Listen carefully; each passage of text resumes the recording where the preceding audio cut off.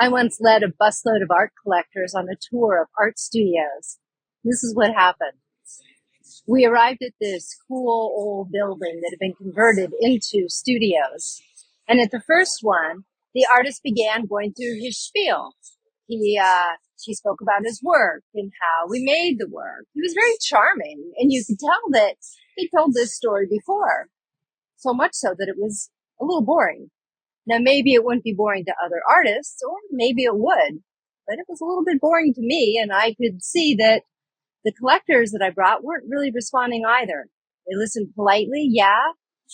They looked at the work, yeah, but no real exchange took place. So I began asking questions about why he made the work, questions about his life and career as an artist, his challenges, his joy, questions that went much deeper than the usual stuff that artists talk about during a studio visit. And suddenly the energy in the whole studio changed. People started asking their own questions. They looked at the work more closely. They were engaged. I saw another artist who was standing at the back of the room, and we were meant to visit her studio later, but I could see that she was not happy with me and my questions. No, sir. I overheard her tell someone that it was rude of me to change the subject while the artist was talking.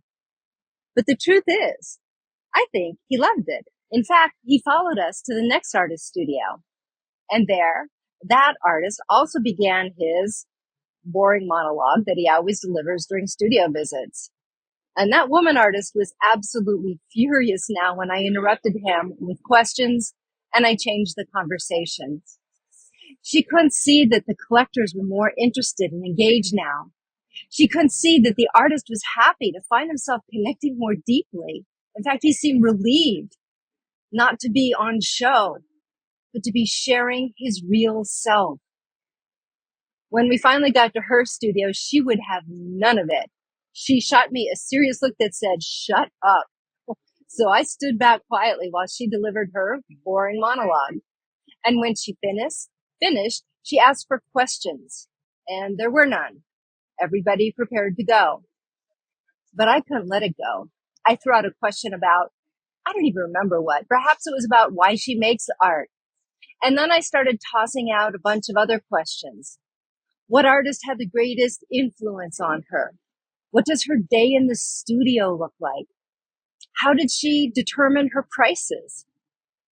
What's her greatest challenge as an artist? What's the best part of being an artist?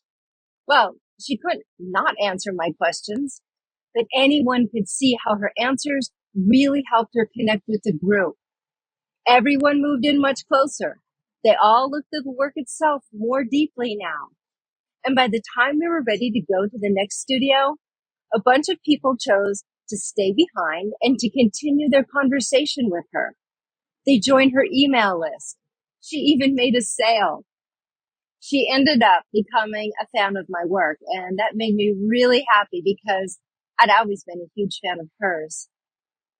Now, the reason I'm telling you this story is because learning how to talk about your work, I believe, is the most important sales skill that you can develop. Artists are always telling me that their work speaks for itself. And I'm telling you that it does not. The fact is, most collectors don't have the vocabulary that we do. They don't understand what they're looking at or how to make the connections you're making unless you tell them. But simply rattling off your usual spiel isn't very helpful either. Let me tell you a secret about art collectors. They're fascinated by artists, by our lives, by the paths we've chosen, by the secret world of symbols and color and lines that we live in. They buy art because they want to have that connection. That's why my work with artists includes the development of these kinds of conversations. And it's not difficult. In fact, it's far more natural and authentic than anything they teach in art school.